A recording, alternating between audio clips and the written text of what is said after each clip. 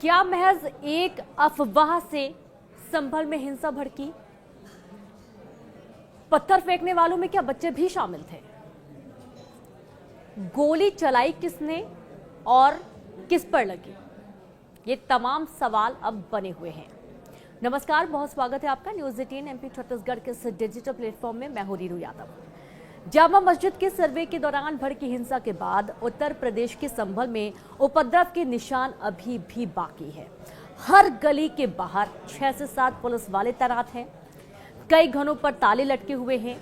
मस्जिद के आसपास की दुकानें पूरी तरीके से बंद हैं। मस्जिद के पास सीढ़ियों और छतों पर पत्थर पड़े हुए हैं। डर का आलम ऐसा है कि लोग जोर से यानी कि तेज आवाज से बात भी नहीं कर पा रहे हैं या बात करने से भी डर रहे हैं। घर से बाहर निकलना तो बहुत दूर की बात है, खिड़की से झांकना भी उन्हें डर लग रहा है।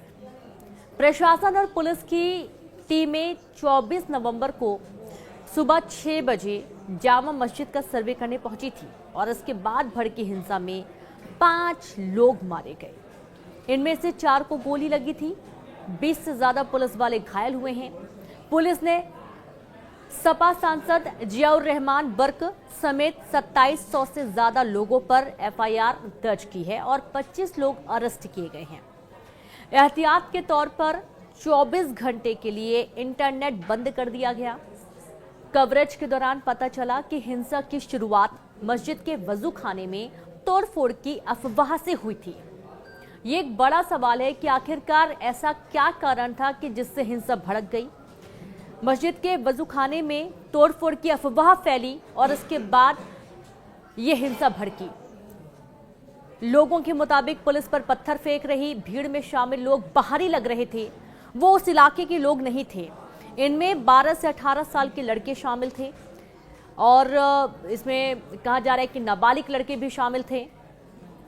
देखिए, इस पूरे घटनाक्रम के दौरान कई सारे सवाल खड़े हो रहे हैं।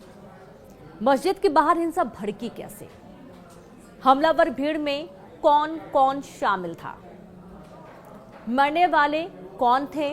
उन्हें गोली किसने मारी? किसकी गोली से उनकी मौत हुई है? ये एक बहुत अहम सवाल है। इसे भी हम आखिरी में आपको एक्सप्लेन करेंगे।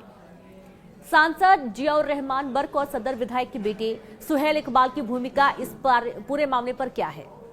मस्जिद के सर्वे के लिए सुबह 6 बजे का वक्त क्यों चुना गया? ये भी एक बहुत बड़ा सवाल है। बार बार ये सवाल उठाया जा रहा है कि आखिरकार मस्जिद के सर्वे के लिए सुबह 6 बजे ही क्यों टीम पहुंची थी एसआई की। तो देखिए, मस्जिद के बाहर हिंसा भड़की कैसे है? दरअसल पूरा मामला शुरुआत से आपको बता दें। 19 नवंबर मंगलवार को संभल की शाही जामा मस्जिद को लेकर विवाद शुरू हुआ और इस विवाद के चलते हिंदू पक्ष ने मस्जिद को हरिहर मंदिर बताते हुए डिस्ट्रिक्ट कोर्ट में याचिका लगाई और इस पर अदालत ने मस्जिद के सर्वे के आदेश दे दिए। कोर्ट का ऑर्डर मिलते ही एडवोकेट कमिश्नर रमेश चंद्र राघव सर्वे कराने पहुंचे और उनके साथ डीएम राजेंद्र पेंसिया, एसपी के बिश्नोई और याचिका दायर करने वाले मौजूद थे। सभी शाम 5:30 बजे मंदिर पहुंचे और सर्वे करीब 2 घंटे तक चला। इसके बाद टीम वहां से चली गई। 24 नवंबर को टीम सुबह 6 बजे दोबारा सर्वे करने मस्जिद पहुंची। एडवोकेट कमिश्नर, डीएम, एसपी के साथ आरएएफ, पीएसी और उत्तर प्रदेश पुलिस की 8 गाड़ियां भी इस दौरान मौजूद थी। लोग सुबह की नमाज अदा करके मस्जिद से बाहर निकले। आसपास इतनी पुलिस देख और दूसरी बात सर्वे की बात पता चलते ही उन्हें शक हुआ। धीरे धीरे शाही जामा मस्जिद के बाहर लोग जुटने लगे। करीब 7 बजे याचिकाकर्ता और हिंदू पक्ष के वकील विष्णु शंकर जैन जब पहुंचे तो कुछ लोगों के साथ मस्जिद के बाहर उनकी बातचीत हुई। ये लोग धार्मिक नारे लगा रहे थे और उस दिन मस्जिद के अंदर बने वजू खाने के माप को लेकर बहस हो रही थी। हम आपको ये पूरी डिटेल बता रहे हैं कि आखिरकार ये हिंसा किन कारणों से भड़की थी, ये आपको बताने की कोशिश है। एसडीएम वंदना मिश्रा का कहना था कि वजू खाने की माप लेने के लिए इसका पानी निकाला जाए। डीएम राजेंद्र पेंसिया और एसपी के बिश्नोई डंडे की मदद से गहराई की जांच करवाना चाहते थे। एसडीएम अपनी बात पर अड़ गई कि पानी निकाला जाए और उसके बाद वजूखाने की गहराई मापी जाए और आखिर में वजूखाने का जो पानी उसे खाली किया जाने लगा और इसका पानी नाली में बहता हुआ देख बाहर खड़े लोग भड़क गए। उन्हें लगा कि मस्जिद में तोड़फोड़ की जा रही है क्योंकि पानी बह रहा था और बातों ही बातों में ये एक अफवाह बन गई और फैल गई। हजारों लोग मस्जिद के बाहर जमा हो गए, बड़ी संख्या में लोग आ गए। मस्जिद में तोड़फोड़ की अफवाह कैसे फैली, इसकी भी अभी जांच चल रही है कि आखिरकार इसे अफवाह के रूप में किसने फैला दिया। क्योंकि वजू खाने की महज गहराई की माप होना था, पानी निकाला गया, पानी बहता देख वहां पर एक विशेष पक्ष को शक हुआ और ये पूरी हिंसा भड़क गई। लेकिन ये हिंसा भड़काई किसने, ये भी एक बड़ा सवाल है। अब तक ये पता चला है कि ये बात भीड़ में ही सर्कुलेट हुई, बाकी लोगों तक पहुंची, इंटरनेट के माध्यम से, सोशल मीडिया के माध्यम से और भी लोगों तक पहुंच गई और हिंसा भड़क गई। डीएम और एसपी ने इस पर एक प्रेस कॉन्फ्रेंस कर जफर अली के आरोपों का खंडन भी किया है। डीएम राजेंद्र पेसिया ने कहा कि सर्वे के आदेश की जो कॉपी है, कॉपी पर जफर अली ने साइन किए। जफर अली ने पुलिस को फायरिंग करते हुए देखने का स्टेटमेंट भी दिया, क्योंकि जफर अली का कहना था कि पुलिस ने भी फायरिंग की है। हालांकि जिस तरीके से उपद्रव हो रहा था, पत्थरबाजी हो रही थी, जवाब में या फिर भीड़ को रोकने के लिए पहले तो समझाइश देने की कोशिश की गई, आंसू गैस के गोले छोड़े गए, पत्थरबाजी हो रही थी, मान ही नहीं रहे थे उपद्रवी और इसके चलते लाठी चार्ज भी करना पड़ा। मस्जिद में सर्वे हो रहा था, बाहर मारपीट हो रही थी। वजू खाने की फोटोग्राफी और वीडियोग्राफी होनी थी और इसलिए उसे खाली कराया जाना था। उसका पानी जैसे कि एक प्रक्रिया होती है कि जब शुक्रवार को नमाज अदा करने के लिए लोग पहुंचते हैं तो उसका पानी खाली ही करवाया जाता है, शुक्रवार को पानी बदला जाता है। मस्जिद के पीछे ही राबिद अली है, एक युवक हैं जिनका घर है, उन्होंने पूरी घर की खिड़की से ही ये पूरा घटनाक्रम देखा और उन्होंने इस पूरे मामले की जानकारी भी दी। दरअसल नाली में पानी बहने लगा तो लोगों ने कहना शुरू कर दिया कि मस्जिद में खुदाई हो रही है, क्योंकि वजू खाने का जो पानी था वो बाहर निकाला जा रहा था ताकि वजू खाने की गहराई मापी जा सके। और लोग मस्जिद के बाहर जमा होने लगे। सीओ संभल अनुज चौधरी ने डंडे मारकर भीड़ पर काबू पाने की कोशिश की और वे बोल रहे थे कि भाग जाओ यहाँ से वरना गोली चलवा दूंगा। भीड़ में छोटी उम्र के बच्चे भी शामिल थे, पुलिस पर पत्थर फेंक रहे थे। पुलिस की गोली कोई गलती यहाँ पर नहीं थी, कोर्ट के आदेश का पालन कर रहे थे वे लोग। पूरी टीम मौके पर मौजूद थी। पुलिस ने तकरीबन 2 घंटे तक समझाने की कोशिश की और जिस तरीके से पत्थरबाजी हो रही थी, पत्थर बरसाए जा रहे थे, उन्हें बर्दाश्त भी किया गया, रोकने की कोशिश की गई। लेकिन जब भीड़ नहीं मानी तो उसके बाद लाठीचार्ज शुरू किया गया। वहां पर मौके पर न्यूज़ 18 के संवाददाता भी मौजूद थे और जब उनसे वहां की स्थिति जानने की कोशिश की जा रही थी तो वो बोल भी नहीं पा रहे थे, वो देख नहीं पा रहे थे, क्योंकि आंसू गैस के गोले जो छोड़े गए थे वो इतनी ज़्यादा तादाद में थे कि वहां पर कुछ भी देख पाना मुश्किल हो रहा था। अब देखिए, इस पूरे घटनाक्रम को लेकर कई सारे सवाल जो खड़े हो रहे हैं। इसमें जो अफवाह फैली है, कैसे फैली, कहां से फैली, कहां पर एक छोटी सी बात को गलत तरीके से सर्कुलेट कर दिया गया और ये अफवाह इस कदर फैली कि हिंसा भड़क गई। भारी उपद्रव हुआ, लाठीचार्ज हुआ, मारपीट होने लगी तो पुलिस ने गोली चलाई और कुछ लड़कों की मौत हो गई, ऐसे भी आरोप लगे हैं। हालांकि पुलिस अधिकारियों का कहना है कि पुलिस की गोली से किसी की मौत नहीं हुई है। हिंसा में 5 लोगों की जान गई है। 3 मौतें 24 नवंबर और 2 लोगों की जान 25 नवंबर को चली गई।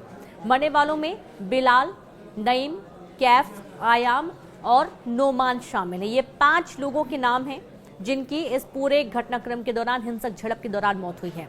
आरोप लग रहे थे कि पुलिस की फायरिंग में लोगों की जान गई है। पुलिस का दावा है कि ये मौत भीड़ की फायरिंग में हुई है। अब ये फायरिंग पुलिस के अलावा किसने की है, किसने गोलियां चलाई हैं, ये भी एक बड़ा सवाल है। मुरादाबाद के कमिश्नर आंजनेय सिंह ने पोस्टमार्टम रिपोर्ट का हवाला देकर बताया है कि 4 लोगों की मौत देसी तमंचे से चली गोली के चलते हुई है।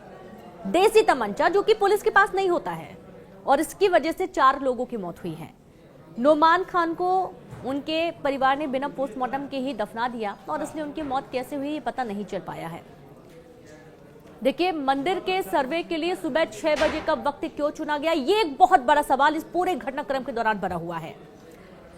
दरअसल मस्जिद के आसपास जो लोग रह रहे हैं उन्होंने भी बताया है कि 23 नवंबर की रात 9 बजे पुलिस एक्टिव हुई थी, पहुंची हुई थी पूरी टीम के साथ और इस दौरान जब जांच की बात कही जा रही थी तो ये पाया गया कि पहले जो सर्वे हुआ था वो शाम या रात के बीच में हुआ था और इस वजह से वजू खाने में कुछ जो मैपिंग की गई थी, वीडियोग्राफी की गई थी, फोटोग्राफी की गई थी, वो सही तरीके से नहीं हो पाई थी। और यही कारण है कि उस डिटेल को पूरा करने के लिए टीम सुबह सुबह पहुंच गई, ताकि दिन के उजाले में एक बार फिर से वीडियोग्राफी, फोटोग्राफी की जा सके। और यही कारण है कि सुबह 6 बजे का वक्त निर्धारित किया गया, लेकिन ये किसी को अंदाजा नहीं था कि इस तरीके से हिंसा हो जाएगी। और ये बार बार सवाल खड़े हो रहे थे कि सुबह 6 बजे ही क्यों टीम पहुंची थी सर्वे करने के लिए। ये तमाम सवाल और इनके जवाब देने की कुछ कोशिश, और इस पूरे घटनाक्रम को लेकर आप क्या सोचते हैं ज़रूर बताइए, क्योंकि ये जो घटना हुई है मात्र एक अफवाह की वजह से हुई है। मस्जिद विवाद पर 29 नवंबर को कोर्ट में सुनवाई है और सुरक्षा बढ़ा दी गई है। पुलिस ने सुबह का वक्त रखा था क्योंकि अच्छे से वहां पर वीडियोग्राफी, फोटोग्राफी नहीं हो पाई थी, और इस वजह से दोबारा एएसआई की टीम यहां पर सर्वे करने के लिए पहुंची थी। ये पूरी घटना को लेकर आप क्या सोचते हैं? क्या कुछ आपके मन में सवाल हैं? और ये जो डिटेल्स आपको दी जा रही हैं, इस पूरी डिटेल्स को लेकर आपका किस तरीके का तथ्य आप रखना चाहते हैं, ज़रूर साझा करेगा कमेंट सेक्शन में कमेंट करके। लेकिन जो हिंसा भड़की है महज एक झूठ या एक अफवाह की वजह से भड़की है। 5 लोगों की जान चली गई है। पुलिस का दावा है कि उनकी गोली से किसी की जान नहीं गई है, और जो पोस्टमार्टम रिपोर्ट आई उसमें देसी कट्टे की गोली से जान गई है लोगों की। तो पूरी घटना काफी दुखद है। 29 नवंबर को सुनवाई, उसके पहले लगातार वहां पर सुरक्षा तैनात कर दी गई है, पुलिस बल तैनात है मौके पर, और जो एएसआई की टीम सर्वे कर रही है वो सर्वे आगे भी जारी रहने वाला है, ऐसा कहा जा रहा है।